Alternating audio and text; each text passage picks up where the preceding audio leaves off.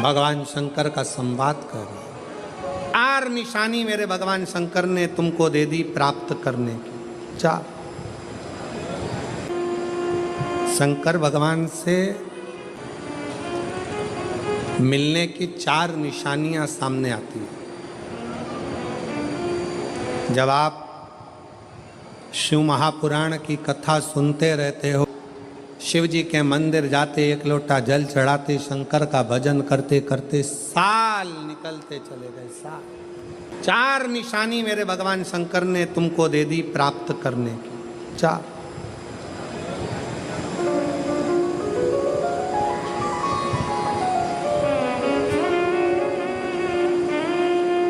संकेत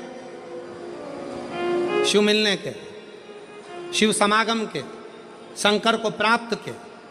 पहला संकेत भगवान शंकर देते हैं अपने भक्त को, जो भगवान शिव की कथा को निरंतर सुनता रहता है, शिवालय जाता रहता है, 1 लोटा जल चढ़ाता रहता है, शिव को भजता रहता है, श्री शिवाय नमस्तुभ्यम कहता रहता है। उसको पहला संकेत भगवान शंकर देते हैं अपने मिलन का, उसको स्वप्न में दर्शन देते हैं।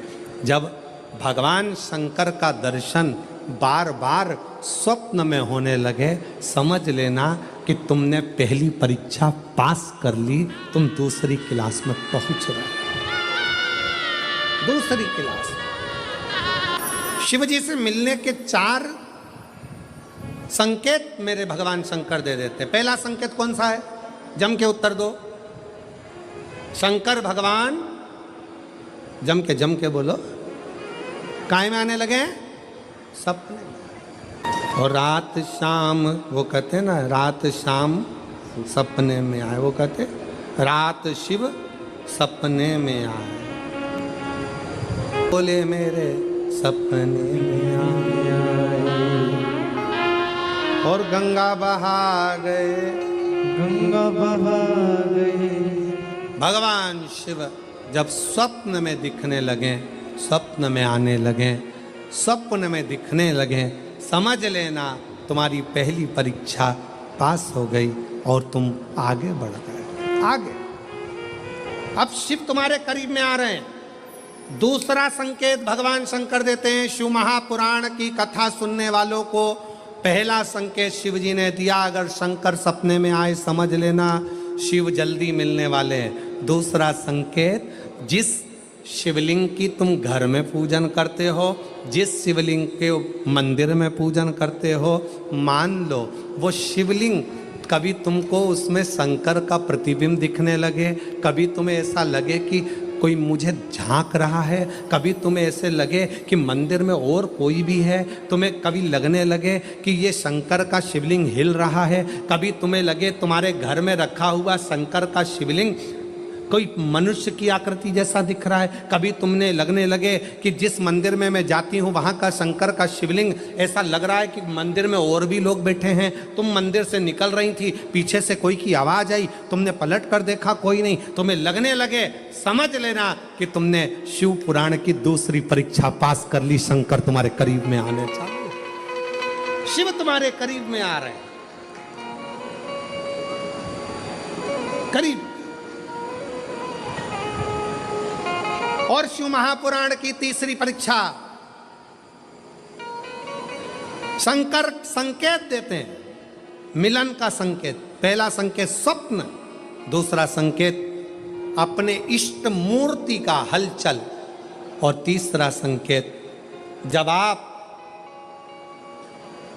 कुछ सोचो और वैसा की वैसा ही तुम्हारे साथ 2 दिन या 5 दिन में हो जाए, समझ लेना कि तीसरा संकेत दे दिया, मतलब शंकर अब तुरंत मिलने वाले हैं। तुमने सोचा, अपने बेटे से कहा, देख बेटा मत कर ऐसा, ऐसा करेगा तो उसके साथ ऐसा हो जाएगा। बेटी मुझे लग रहा है कि ये काम गलत है, बेटा तू ऐसा कर ले, ऐसा हो जाएगा। संकेत तुम्हें मिलने लगे और तुम्हारी विवेक, तुम्हारा एंटीना, तुम्हारी बुद्धि, तुम्हारा चित्त प्रबल हो जाए, समझ लेना कि शिव मिलने वाला। संकेत शिव। तीसरे नंबर का संकेत भगवान शंकर देते हैं, जब आप शंकर के मंदिर में जाकर बैठो या अपने पूजन के स्थल पर जाकर बैठो और शंकर जी से आप बात कर रहे हो और उसका जवाब शिव देना प्रारंभ कर दें, संकेत में देना चालू कर दे, समझ लो शिव मिलने वाला। चौथा संकेत, अब चतुर्थ नंबर का संकेत, और ये संकेत नहीं, ये शिव का मिलना है। जब ये 3 परीक्षा पास हो जाती है तो चौथे नंबर की परीक्षा पास करने की जरूरत नहीं पड़ती है। दुनिया के लोग कहते हैं कि भगवान आते हैं 2-4 घंटे रुकते हैं, सब झूठ है। भगवान एक क्षण के लिए आता है और तुम्हारे सामने आकर तुम्हारे सामने से निकल कर चले जाता है और तुम्हें महसूस करा देता है कि मैं तेरे सामने आया था और निकल कर चले गया, तुम मुझे पहचान नहीं पाया। आता है, आए।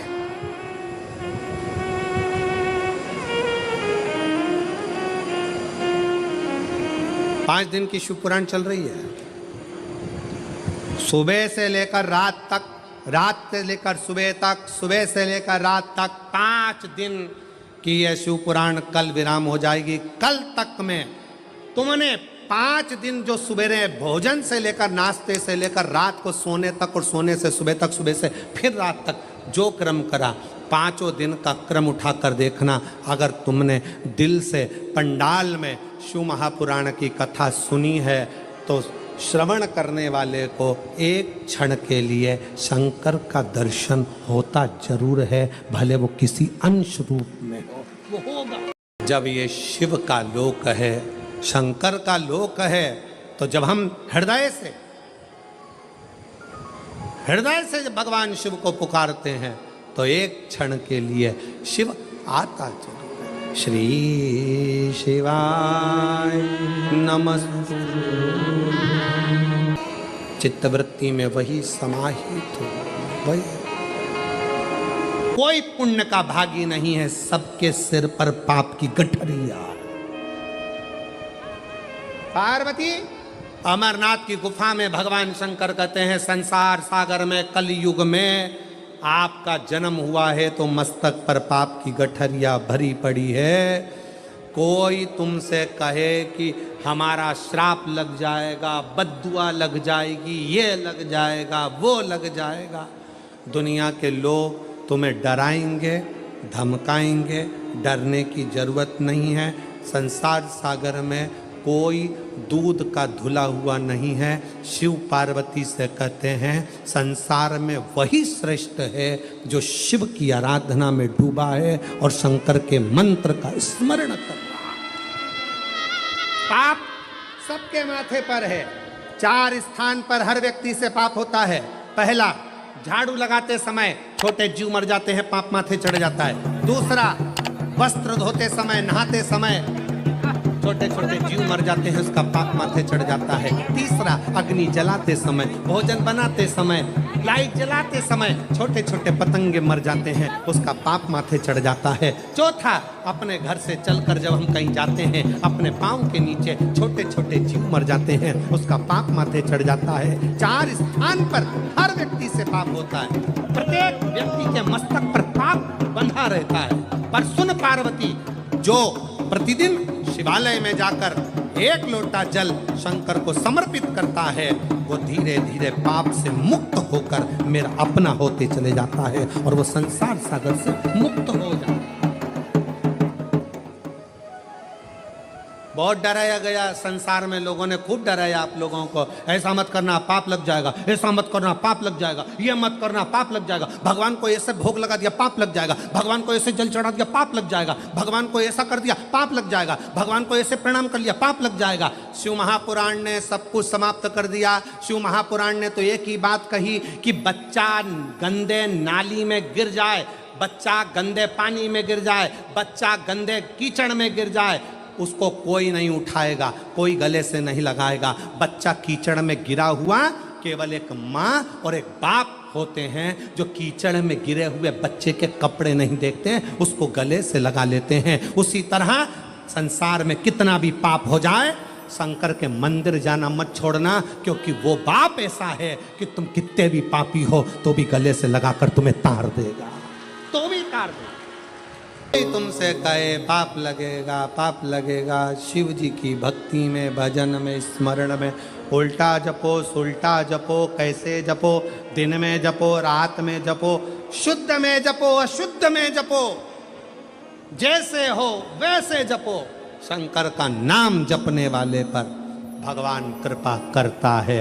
जो दिल से श्री शिवाय नमस्तुभ्यम बोलता है वो शंकर की औलाद, शिव का पुत्र कहलाता है। श्री शिवाय नमस्तुभ्यम बोलने वाले पर शंकर कितनी भी समाधि में लगे हों, श्री शिवाय नमस्तुभ्यम बोलने वाले को शिव नेत्र खोल कर दर्शन देते हैं।